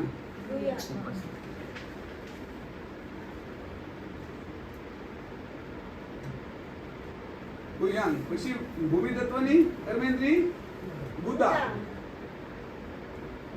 આ કર્મેન્દ્રિયો છે બધી, અને ઓલી જ્ઞાનેન્દ્રિયો છે. આટલી વસ્તુ આપને મુક્તમાં મળે. હવે દાંત નખાવા જાઓ, એક દાંત નખાઈ આવો તો જાઓ. રૂપિયા મને કીધો કેટલું બિલ આવ્યું છે. મફત મળ્યું ત્યારે કદર નથી. હવે આ ગોઠણને રિપેરિંગ કરાવવા જાઓ, મફત મળ્યું એટલે કદર નથી ને. હવે 2 લાખ 2.5 લાખ એનું એક આ ની રિપ્લેસમેન્ટ. હું તો 2 આપ્યા હતા, અને એકના કેટલા લાગે શોભામાં ઇન્દ્રજીતભાઈ? 1 ના તો 2 ના 4 લાખ હિસાબ આપ્યો આપણે. અને આ જેની બનાવીને આપણે આપ્યું છે આ શરીરનું. આંખની કોઈ કિંમત કેટલી? મોતિયો ઉતરાયો કોઈ? એક મોતિયો ઉતરાયો એક આંખના. 70,000. આ વ્યાજબી મૂકો ને અંદર આપણે. 35,000. હાલો 35 ને 70 થયા ને, ઉભો રે. 35 ને 70 થયા ને, મોતિયો ઉતરાયો. આંખના નહીં હોય, એક મોતિયાના. ના, દરબી. ઉભા રહ્યો હજી. આ મગજનું હું ઉપર, અને એમ નહીં મગજનું હું એની કોઈ કિંમત નથી. બધે જુદી જુદી જગ્યાએ વાપરી. નકામામાં મગજ વાપરી. જુઓ તો ખરા, કામનામાં મગજ વાપરતા નથી. તમે જુઓ તો ખરા, એક એકની કિંમત તો જુઓ. એક હાડકું ભાંગી જાય, હાંધાવા જાય, 25-30 હજાર છે એ પાછા આપને ખાટલે રાખે. 3 મહિના 4 મહિના આ રહેશે તમારે કે. પછી ત્યાં હાલવામાં ખોડ રહેશે કે ક્યારેક ક્યારેક. અને શિયાળામાં કળશે. ઓલા એમને મફત આપ્યા, શિયાળામાં ન કળે એવા. શિયાળામાં તકલીફ ન થાય. હવે કઈ કદર દરકાર ખરી આપને? આટલી બધી વસ્તુ ફ્રી આપી છે આપને. હે હંસને કીધું તું જાગ્રત તો થા, તને મેં એટલું આપ્યું તું. કેટલું લખ્યું? આ તો હજી મેં અડધું નથી લખ્યું. આ બધું આમાં ક્યાં ભગવાન દેખાય છે? તમે કહો, આમાં ક્યાં માન્યતા ટકે એવું છે? દેખાડો. આમાં ક્યાં આસ્થા ટકે એવું છે? શ્રદ્ધા વિશ્વાસ ક્યાં? વાસ્તવિક વાત છે આ. તમારે કઈ શ્રદ્ધા ને વિશ્વાસ તો રાખવાનું નથી. વાસ્તવિક વાત છે. આ હકીકત છે કે તો એને કીધું કે આ રીતે તું જોઈ લે કે તારે હવે એને કીધું કે આ રીતે તું નીચે ઉતરી આવ્યો છો અને આવા અંગો સુધી પહોંચી ગયો છો, સ્થૂળ શરીરમાં આવી ગયો છો. હવે મારે તને પાછો લઈ જવો છે ત્યાં. પાછળમાં શું છે ઉપર? અવિગત અંકુર. અંકુરમાં આપણે જઈશું. આપણું જ્ઞાન કયું છે? અંકુરી જ્ઞાન. હવે મુખ્ય છે આપણે જાગૃત થઈ જજો, બરોબર જાગૃત થઈ જજો એક કાળજીવાળા ભાઈ છે, એક ધારા સતત બેઠા. જાગૃત જે આ ભાઈ બેઠા, એક ધારા બેઠા. લલિતભાઈ સાયન્ટિસ્ટ તો છે જ આપણે સાયન્ટિસ્ટ છે તો. સાયન્ટિસ્ટ લલિતભાઈ હા, પરમ ગુરુ જ્ઞાન એ વિજ્ઞાન. હસતા લેવામાં જ્ઞાન વિજ્ઞાન પ્રકૃત વિજિત નહીં.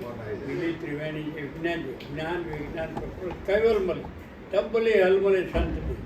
એટલે વિજ્ઞાની છે ને એ સંત આ બની નથી સમજાતું, આ નથી હા, સમજાતું. ધ્યાન આપે તો આ અઘરું છે જે જ્ઞાની સંત સમજાવવું. બની જાય.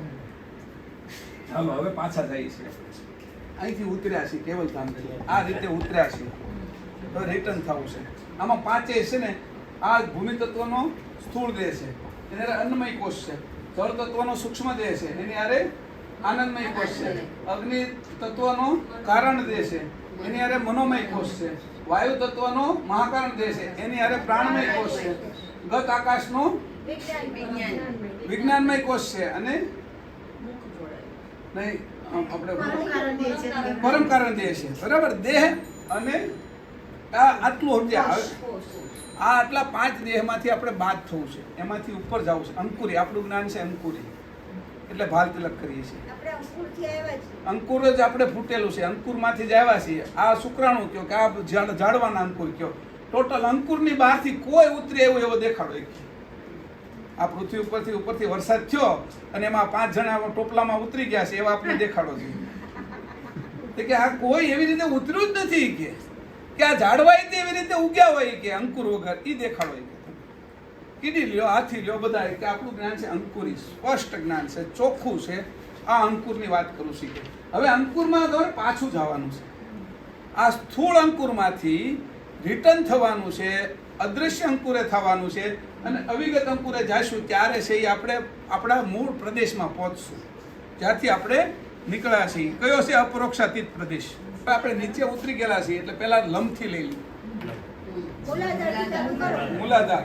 લમ વમ રમ યમ હમ એટલે શું કે? લવેરિયા હુઆ. શું કે? લવેરિયા હુઆ. લવરિયા હુઆ. એવી રીતે કીધું. એટલે આ એના બીજ મંત્ર છે. લમ વમ રમ યમ હમ. લવેરિયા હુઆ યાદ રાખો એટલે આવડી જશે. હવે કયા ચક્રમાંથી અક્ષર ઉત્પન્ન થાય છે? હવે મૂલાધાર ચક્ર છે પહેલું. કયું?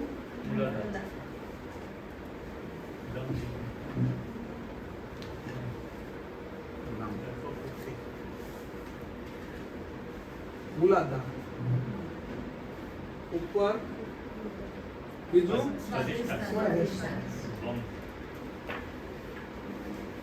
આ તો મળે છે. બીજું મણિપુર. મણિ.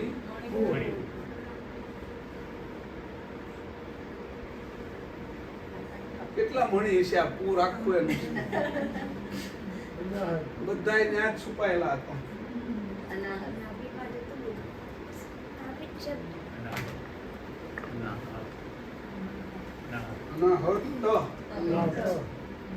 પછી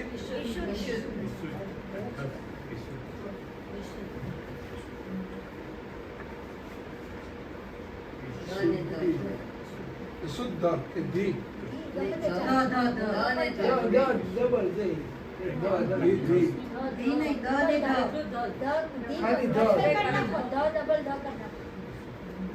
ધક્કો મારો છો તમે લોકો મને. શુદ્ધિ.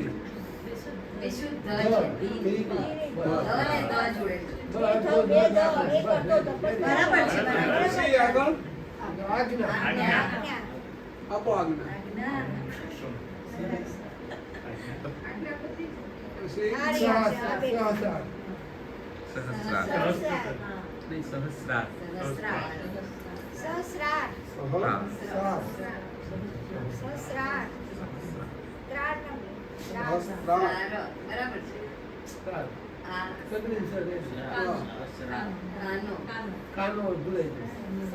તારી બાજુનું કાનો રા સા બરાબર, આ 7 ચક્ર છે. હવે આના આમ નીચેથી લઈ તો આના 4 અક્ષર છે. ઉપરનાના સ્વાદિષ્ટાનના છે એ 6 અક્ષર છે. મણિપુરના 10 અક્ષર છે. ગણતા જજો, વધતા કરતા જજો. પછી અનાહતના 12. કેટલા થયા? 32 થયા ને?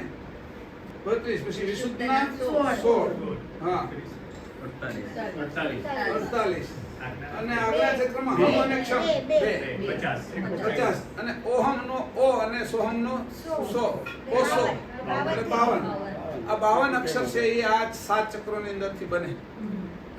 ઉઠે આપણે બોલી પણ ક્યાંથી આવે છે એ આપણે ખબર નથી. તો એમાં લખેલા છે અક્ષરોના પેલા અક્ષરો કયા કયા છે. તો એમાં પાછા પુરુષલિંગના અને સ્ત્રીલિંગના છે. બરાબર. તો નીચેના છે મૂલાધારના એક બેના બોલી લઉં છું. એમાં પુરુષના વ અને શ, સ્ત્રીના શ ફાડીઓ અને શ સગડીનો. હા, પછી આ જે સ્વાદિષ્ટાન છે એમાં પુરુષના બ ભ મ અને સ્ત્રીના ય ર લ. બરાબર. એવી રીતે મણિપુરની અંદર છે એ પુરુષના ડ ઢ ણ ત થ અને સ્ત્રીના દ ધ ન પ ફ. હવે અહીંયા અનાહતની અંદર તો પુરુષના છે ક ખ ગ ઘ અંગ ચ. પછી સ્ત્રીના છ જ ટી ટી ત થ ઈ હવે આ બોલોમાં જ આપણે તો એમાંથી કાઢતા કેવી રીતે હિસાબ? હવે વિશુદ્ધિની અંદર તો કે પુરુષમાં અ આ ઈ ઉ ઉ રૂ લું. પછી સ્ત્રીમાં લુ લુ એ ઐ ઓ ઔ અમ અ. આ અક્ષરો ત્યાંથી નીકળ્યા. હવે આજ્ઞાની અંદર હમ અને ક્ષમ. હમ છે એ પુરુષ છે અને સ્ત્રી છે ક્ષમ. અને 2 છે એ આપણે રસ્તાના છે. 52 અક્ષરો આપણા ઘાટમાંથી 7 ચક્રોમાંથી ઉત્પન્ન થાય છે. હવે એના શ્વાસ લખ્યા છે. તો મૂલાધારના શ્વાસ કેટલા છે? શ્વાસ. પછી કેના? મણિપુરના, અનાહતના, વિશુદ્ધિના, આજ્ઞાના અને સહસ્ત્રદળ કમળના. કુલ કેટલા થયા? 21,600. આખા દિવસના 24 કલાકના એક સામાન્ય વ્યક્તિ જે વ્યવસ્થિત તંદુરસ્ત છે એ શ્વાસ લે છે. આ ગણિત. એમાં એનું પ્રમાણ કે એમાં જે શ્વાસ છે 21,600 એમાં 1 મિનિટના આપણે કેટલા લઈએ છીએ? 15. 4 સેકન્ડનો 1 એટલે 15 છે. હા, 1 મિનિટના 15. એનું પ્રમાણ 5:4:3:2:1. કયા આધારે? તો કે ભૂમિ તત્વના 5 જે 15 માંથી 5, જળ તત્વના 4 કેટલા થયા? 9. પૃથ્વી તત્વના 3 કેટલા થયા? 12. પછી વાયુ તત્વના 2 કેટલા થયા? 14. અને આકાશ તત્વનો 1 એટલે 15 શ્વાસમાં આ આંકડો થઈ ગયો 15 નો. આ જ પદ્ધતિએ આ જ તત્વો આપણા ઘાટ વિશે ચાલે છે. આ તત્વો ચાલે છે. એ તત્વના વિચારો ચાલે છે. પછી એ પ્રકૃતિ કામ કરે છે. આને બંધ કરી દો, થોડું આડું તમને નડતું હોય તો એ પ્રકૃતિ ચાલે છે. એ રીતે આ આધારે આપણા શરીરની અંદર અંકુર પાકે છે. અંકુરના સ્વભાવ મેં સવારમાં કીધું હતું ને કે 100 છે એ ભૂમિ તત્વના, 100 છે એ જળ અગ્નિ વાયુના. એના વિશે પાછા પેટામાં આકાશનું આકાશ, આકાશનું ભૂમિ, જળ અગ્નિ વાયુની રીતે એના પાકે છે. એ ટાઈપના 20 ને પછી એના આગળ હું આનો પછી ક્યારેક અભ્યાસ કરાવીશ. એ અંકુર જેવું છે એ જ પ્રમાણેનું આપણું વર્તન છે. આપણે એવા જ પાકેલા છે. આપણે અંદર સંસ્કાર પણ એવા જ છે. માતા પિતાના ડીએનએ આરએનએ ક્રોમોઝોમ જે આવ્યા છે એ તો છે જ, પણ આ બધું વિશેષ ભાગ ભજવે છે. એ અંકુરમાં પાછું જવું છે આપણે. તો શ્વાસને હજી આપણે તોડી નાખવો છે, હજી બ્રેક કરવો છે, એને નાનો કરવો છે. તો શ્વાસનો થઈ જાય લવ, લવકારો, શ્વાસનો લવકારો થઈ જાય એટલે એક શ્વાસમાં 6 ભાગ પડશે. 21,600 ગુણ્યા 6 કરી એટલે 1,29,600 લવકારા થશે. એ લવકારા કયા પ્રકારના છે? એટલે કે જે ભૂમિ તત્વ છે, આનું તત્વ ભૂમિ છે, એક શ્વાસમાં લઉં કે બરાબર? જળ, એક અગ્નિ, શ્વાસમાં 6. વાયુ અને ગત આકાશ. આકાશ અને અહીંયા કોઈ અવિગત છે એટલે આ બધું અવિગતમાં જ આવી ગયું. અવિગત આકાશ, આ બે ઉપરનો એમાં જ આવી જશે. આમનું લખાયું ને તમે લખી નાખ્યું છે. હવે અહીંયા છે એક લવકારો ઉઠે છે એક શ્વાસમાં, એવો બીજો અહીંયા ઉઠે છે, ત્રીજો અહીંયા, ચોથો, પાંચમો અને છઠ્ઠો અહીંયા ઉઠે છે. આ જગ્યા શૂન્ય છે, ત્યાં લવકારો ઉઠતો નથી. લવકારો કેમ ઉઠે છે એવું કીધું. લવકારો હંમેશા પોલાણમાં ઉઠે, જ્યાં જગ્યા પડે, જ્યાં માંસ વધારે હોય ત્યાં લવકારો આપણને ખબર ન પડે. એટલે આ લોકો જે વેદરાજો હોય એ આપણી અથવા ડોક્ટરો છે એ આપણી નાડી તપાસે, કારણ કે નાડીની આ જે જગ્યા છે આપણી, તેને તમે અહીંયા આંગળી રાખો એટલે લવ જે ધબકારો આવે છે ત્યાં પોલાણ વધારે છે. એ પોલાણ વધારે છે એટલે પોલાણના કારણે ધબકારો આમ થાય છે. જ્યાં પોલાણ નથી, જ્યાં માંસ વિશેષ ભરેલું છે, હાડકું ભરેલું છે, એ જગ્યાએ લવકારો થતો નથી. એટલે આમ બધે લવકારા થાય છે અને પરખાતો નથી. પારખવો હોય તો એ જ જગ્યા છે, એના લવકારા ઉપરથી નક્કી કરે છે. અને વાત, પિત્ત અને કફ કઈ પ્રકૃતિ છે, અને એમાં કઈ પ્રકૃતિનો દ્વેત કઈ પ્રકૃતિ છે, ત્રણેય કઈ પ્રકૃતિ, એટલે એ રીતે એના દવાઓ કરે છે. એ લવકારો મૂળે આવ્યો ક્યાં અહીંથી? અહીંયા તો મૂલાધારની વચ્ચેથી આવ્યો. આ જે છે મૂલાધાર, આ મૂલાધારની વચ્ચે, એટલે પછી આ આખી થઈ ગઈ કરોડરજ્જુ. આવી રીતે વચ્ચેથી આ જાય છે, બરાબર? કરોડરજ્જુ છે. તો એની અંદર ખાલી સમજાવવા પૂરતું, જો આપણે કઈ સેન્ટર નથી એટલે આવું આવશે. આ જે લવકારા છે એમાં આ 1,29,600 થાય છે.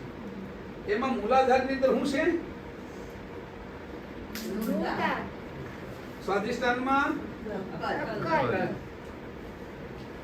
મણિપુરમાં, આરત, આરત, ઐશ્વર્ય, આ ખાલી. અને અહીંયા ચૈતન્યતા. હવે અહીંથી આપણે ઉપર જવાનું છે. પહેલા છે વૃત્તિથી થશે, ધીરે ધીરે પહેલા નામ આપણે લઈએ. તો પહેલો આપણે જ્યારે લઈએ ત્યારે પહેલા મૂલાધારની ઉપર ધ્યાન કેન્દ્રિત કરીને ત્યાં નૂરતા એવું બોલવાનું, આ ઉપર જવાનું છે આપણે. પછી જ્યારે સ્વાધિષ્ઠાનમાં જઈએ ગુહ્યાંગે, એટલે ત્યાં અક્કલ બોલવાનું, કારણ કે એ ભૂમિ જળ તત્વની છે. મણિપુરમાં જાય એટલે સુરતા બોલવાનું, અને હૃદયમાં જાય તો આરત, હૃદયમાં ઉત્સાહ હોય છે વાયુ તત્વનો. અને વિશુદ્ધિ ચક્રમાં જાય ત્યારે ઐશ્વર્યતા છે ગત આકાશમાં, અને શૂન્યમાં આજ્ઞા છે એટલે આજ્ઞા લઈને પાછું ઉપર જવાનું એટલે ચૈતન્યતામાં. આ ભાગને ચીનશું એટલે પછી તરત આપણે અંશે થઈશું. આની સાથે અંશ જોડાયેલો છે અને આના કારણે આ બધું ચેતન રહેશે. એટલે મેં હવારમાં કીધું હતું નૂરતા અને અક્કલ હું કામ કરે છે કે નીચે ભૂમિ તત્વમાં જાય છે, સુરતા અને આરત ઉપરની સાઈડમાં જાય છે. ઐશ્વર્યતા એની અંદરની જે અંદર જે એની અંદર ઐશ્વર્યતા ભરેલી છે એને બહાર કાઢવાનું કામ કરે છે, અને ચૈતન્યતા બધાને ચેતન રાખવાનું કામ કરે છે. આટલું આ કામ છે એ કરે છે. એની અંદર આપણે ચૈતન્યતાને ચીનવી છે, પણ અત્યારે એને સિદ્ધિ નહીં ચીની શકાય. તમે એવું કહો કે મારે સીધું જ દૂધમાંથી ઘી કાઢવું છે તો શક્ય નથી. એટલે તમારે દહીં કરવું પડશે, દહીંને વલોવવું પડશે, છાશ અલગ કરવી પડશે, માખણ ઉતારવું પડશે, માખણને તાવવું પડશે, અને તાવ્યા પછી પાછો એનો દીવો કરશે ત્યારે ઓજસ થશે જે એના સમાન છે. સૂર્યની સમાન ઓજસ છે. પ્રકાશ ઈ એને સમાન નથી. પ્રકાશ છે એ પ્રકાશ હેઠે આવ્યો છે, પણ પ્રકાશની અંદર ઓજસ આવ્યું છે જે જીવન આપે છે. પ્રકાશ જીવન નથી આપતો. એમાં જે ઓજસતા આવી છે, જે જીવન આવ્યું છે, એ પ્રકાશની અંદર સવારી કરીને આવ્યું છે. એ જે સવાર છે એને જ પકડવાનું છે, અસવારને આપણે. એ રીતે ચેતનતા ચીન્યા વિના તાતે મુક્ત. જગતમાં શું છે? ભવમાં ભરમ ઉપાસના લાગ રહ્યો સબ લોય, ચેતનતા ચીના વિના તાતે મુક્ત ન હોય. આ ચેતનતાને આપણે ચીનવાની છે, એને ઓળખવાની છે, એને ગોતવાની છે. એટલે અહીંથી શરૂ કર્યું તો આ મંત્ર થઈ ગયો એક. મનને જ્યાં લગાડી એનું નામ મંત્ર. શરૂઆતમાં મન લાગશે, પછી મન ઉતરી જશે, પછી વૃત્તિ લાગશે, પછી વૃત્તિ ચોખ્ખી થશે એટલે આપનપુ થશે, આપનપુ ચોખ્ખું થશે એટલે અંશ થશે. અને અંશ જેવો છે એ કોનો અંશ છે? તો કે અંશીનો. એટલે અંશીનો અંશ ઈ છે. આ રીતે કરીને ઈ ચેતનતાએ આપણે જવાનું છે. એટલે હવે રોજ આપણે 48 મિનિટ જેવું બેસવું પડે. આમ તો નિયમ એવો હતો કે કેટલાક આપણે ગણ્યા હતા 288 મિનિટ તમે જ્યારે બેસો ત્યારે આ વસ્તુ તમને સિદ્ધ થઈ જાય. એટલે એની મેળે જ આ બધો લવકાર આપને દેખાય અને સંભળાય. અને એ બધું તરત જ તેનું રૂપ કેવી રીતે ધરવું છે, અરૂપે કેમ થવું એની ખબર પડે. એટલે નૂરતા બેઠા એટલે પછી તરત નૂરતા, અક્કલ, આરત, અક્કલ, સુરતા, આરત, ઐશ્વર્ય અને ચૈતન્યતા, આજ્ઞા, ચૈતન્યતા. અહીંયા આજ્ઞા બોલવા, ઉપર જાય ત્યારે આજ્ઞા લેવાની, નીચે આવી ત્યારે આજ્ઞા લેવાની, અને બે બાજુ બોલવાનું. અહીંયા કૈવલ, કૈવલ ધામ, પાછું કૈવલ. આ કેનું ઉપર આવ્યો એનું, પાછું નીચે જાવશું એનું આ કેવલ છે. એટલે અહીંથી કેવલ લીધું તમે, એટલે પછી કેવલનું નામ લીધું. ઈ આ ઘાટની બહાર છે, હંસ બહાર છે, એટલે આ વસ્તુ ઘાટની બહાર છે. પણ આ તો બ્રહ્મરંધમાં છે ચૈતન્યતા, એ ઘાટની અંદર ચૈતન્યતા. સમજાણું? આ ચૈતન્ય એ આને અડે છે, સજાતી સજાતીને ઓળખે, સજાતી સજાતીને પકડે. સજાતી પોતાની સજાતી, એટલે આંખ છે એ સજાતી કોની છે? અગ્નિ તત્વની, એટલે સૂર્યની. એટલે પ્રકાશને પકડવાનું બધું જ કામ આંખ કરે છે. એવી સજાતી છે ચૈતન્યતા અંશની, એટલે કેવલ સુધી પહોંચશે. અને આ બધું નીચેનું છે એ એની સજાતીને મળશે. પહેલા તો આનો અભ્યાસ કર્યો. આમ મંત્ર નથી કોઈ. આ આપણું સ્વરૂપે જવાનો એક રસ્તો છે, નિસારણી છે. આ દાદરો છે નિસરણી. પછી અહીંયા નીચે આવ્યા પછી તે કૈવલ, કૈવલ ધામ, ધામ અને કૈવલ પાછું. કેમ? હવે આ રીતે જ્યારે કૈવલતાને કૈવલની સાથે એક થવાનો અભ્યાસ કર્યો, આ હજી તમને એવું લાગશે કે આમાં કઈ દેખાતું નથી મહેશભાઈ. નથી દેખાતું એનું બંધારણ થયું છે, અને બંધારણ થયું છે એને પાછું વિખી અને નથી દેખાતામાં જવાનું છે, અને આ જાગૃતિમાં જવાનું છે. આમાં જઈશું ત્યારે જાગૃતિ નહીં હોય તો પાછા એમને ભળી જઈશું. એટલે મૃત્યુ આ આપણો એન્ડ થઈ ગયો એવું જ લાગશે આપણને. પણ આ જાગૃતિ છે ત્યારે જાગ્રત અવસ્થાની અંદર શરીર છોડશું, અને આ જાગૃતિ છે ત્યારે જ્યારે શરીર છોડશું ત્યારે આપણે આ બધા અહીં અત્યારે શરીર છોડ્યું હોય તો આ બધા જેમ છે એમ જ દેખાશે. એ બધા એવી રીતે જ સંભળાશે, અને આના કરતાં ઉત્તમ આંખો હશે, એટલે ઉત્તમ રીતે સંભળાશે, ઝીણામ ઝીણી વાતો સંભળાશે. કારણ કે હવે તમે શરીર છોડો છો એટલે કેવી રીતે છોડો છો કે કપડાં જેમ વ્યવસ્થિત રીતે ઉતારો છો એમ વ્યવસ્થિત રીતે છોડો છો. કપડાં ફાડીને કપડાં નથી કાઢી નાખતા, પાછા પહેરવાના છે એટલે છોડી એકી અને આવી એકી. એવી સ્થિતિમાં આ છે એ આવા જવાનો માર્ગ છે. શરીરમાં આવવાનો બ્રહ્મરંધમાંથી, અને ગુદાસ્થાનેથી ઉપર જઈ અને બ્રહ્મરંધમાંથી જવાનો આ માર્ગ છે.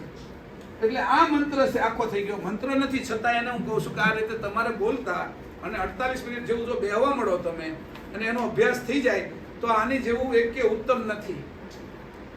કે કાંઈક કરવું છે એટલા માટે હું આ કહું છું. આના એક ગુપ્ત રહસ્ય હોય બીજા, પણ એ અહીંયા પ્રદર્શિત કરતો નથી તમારી આગળ. પણ આ રીતે બેસો તો થઈ જાય, શીર્ષાસનમાં થઈ જાય. અનેક પ્રકારની પદ્ધતિઓ છે કે એની અંદર આ થાય. એટલે નૂરતા, અક્કલ, સુરતા, આરત, ઐશ્વર્યતા, આજ્ઞા અને ચૈતન્યતા. કેવલ, કેવલ ધામ, કૈવલ, પછી ચૈતન્યતા, આજ્ઞા, ઐશ્વર્યતા, આરત, સુરતા, અક્કલ, નૂરતા, કેવલ, કેવલ ધામ. કેવલ, નૂરતા, અક્કલ, એવી રીતે આ ઉપર ચડવાનું, નીચે આવવાનું. આ નિરંતર આપને જો પ્રેક્ટિસ પડી જશે તો તમને અહીંયા આવવામાં તકલીફ નહીં પડે ને જવામાં તકલીફ નહીં. કારણ કે આ વસ્તુ આખી વૃત્તિથી છે. એટલે હવે આપણે રિમોટ કંટ્રોલ તૈયાર કરીએ છીએ. રિમોટ કંટ્રોલ તૈયાર કરવા માટેની આ એની વાયરિંગની સિસ્ટમ જે છે એને આપણે અંદર હું બનાવીએ એને શું કહીએ આપણે? Circuit, chip. આ ચિપ તૈયાર કરીએ છીએ આપણે. આ ચિપ તૈયાર થઈ જશે બરાબર એટલે તરત આવવા જવામાં મશીન શરૂ થઈ જશે. જેમ આ બાજુનું મશીન શરૂ થયું એમ પેલી બાજુ જવાનો રસ્તો ખુલ્લો થઈ જશે જાગ્રતની અંદર. તો આ અભ્યાસ, આ છેલ્લી વાત મેં કરી છે, ચેતનતા જે ગયા વખતે કીધું કે હું ચૈતન્ય જ્ઞાન તમને કહીશ, એને જવાનો રસ્તા સહિત આ ચૈતન્ય જ્ઞાન કીધું છે. આજે આખા દિવસમાં બધી જ વાતો આવી ગઈ કે હદવાળું કયું છે, ચર્મવાળું કયું છે, નાશવાળું કયું છે, ઝીણા જે કાંઈ હતા એ બધા જ જણાવી દીધા છે. અને હવે આ મારી કાલી ગયેલી ભાષામાં આ તમને કહું છું, મારો અભ્યાસ કરવાનો. તમને કોઈને કાંઈ કહેતો નથી. તમને કામનું હોય તો લીજો, ન હોય તો તમને અહીંયા મૂકેલું છે ભલે રહ્યું. જ્યારે આ લોકોને વાપરવું છે ત્યારે વાપરવું. માલિક તો એ છે ત્યારે ઘરના પૂરો બેઠો છે ને પારુલભાઈ બેઠા છે એટલે એ લોકો વાપરશે પછી જેટલું એને યાદ રહે એટલું. બરાબર? પણ તમે લઈ જાઓ તો આ બધું કામ કરી નાખશે.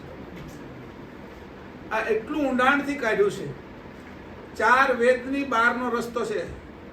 અષ્ટાદશ નવ ખટમહી, અષ્ટાદશ નવ ખટ નિગમ ચતુર ખટમાય પરમ ગુરુ પ્રણાલિકા જીનમે પાવત ને અષ્ટાદશ ખટ અષ્ટાદશ ખટ 952 નિગમ ચતુર ખટમાય પરમ ગુરુ પ્રણાલિકા જીનમે પાવત. આ પરમ ગુરુને પ્રાપ્ત કરનારની પ્રણાલિકા એટલે રસ્તો છે, પ્રણાલિકા છે. ઈ અષ્ટાદશ એટલે 18 પુરાણ, પછી 6 શાસ્ત્ર, 4 વેદ, 9 વ્યાકરણ ગ્રંથો, પછી 108 ઉપનિષદો અને 52 અક્ષરની અંદર આ નથી. 52 અક્ષર બહારના છે. આ વચ્ચેનો રસ્તો છે જે ગુપ્ત રસ્તો છે, જેને આપણે ચીનીને હેઠા ઉતર્યા છે. માતા અને પિતાના સંસર્ગ વખતે આ ગુપ્ત રસ્તો ચીની અને અંકુર નીચે આવ્યું છે. એ જ ગુપ્ત રસ્તે પાછું જવાનું છે. આ જેમ હેઠે ઉતર્યા છે એનો જ આ રસ્તો બતાવું છું તમને. તો આ રસ્તેથી પાછું જવાનો રસ્તો છે. આ રસ્તેથી સુરતા જ્યારે ઉપર જશે ત્યારે સ્વ સ્વરૂપનું આપણે ભાન થશે. એટલે શરીરમાંથી આવવું અને શરીરમાંથી જવું, એ જેમ આ દરવાજામાંથી આવી છે દરવાજામાંથી બહાર જાય છે એવું આસાન થઈ જશે. મારું માનો તો દરવાજો ખોલો અને બહાર તમે જાઓ એટલે બહાર કહેવાય, અને દરવાજાની અંદર ઉમરાની અંદર પગ મૂકો તો અંદર કહેવાય. એટલું સહેલું એ આ છે. કારણ કે એટલી સહેલી ક્રિયાથી જ આપણે ઉતર્યા છે. એટલી જ આ સહેલી ક્રિયા છે અને એનાથી આપણે જવાનું છે. એટલી બધી વસ્તુ કે આ પ્રણાલિકા આમાં નથી. એટલું બધું કીધું, એમાં તો છે જ નહીં. તમને નહીં મળે 4 વેદમાં, ઋગ્વેદ, યજુર્વેદ, સામવેદ, અથર્વવેદ, 9 વ્યાકરણ ગ્રંથો છે, જેમિની, શાક્તાયન, કાત્યાયન, પાણીની, પીસલી, એ બધા જે છે એ વ્યાકરણ આચાર્યો થઈ ગયા. એમાં નહીં મળે કે પુરાણમાં નહીં મળે.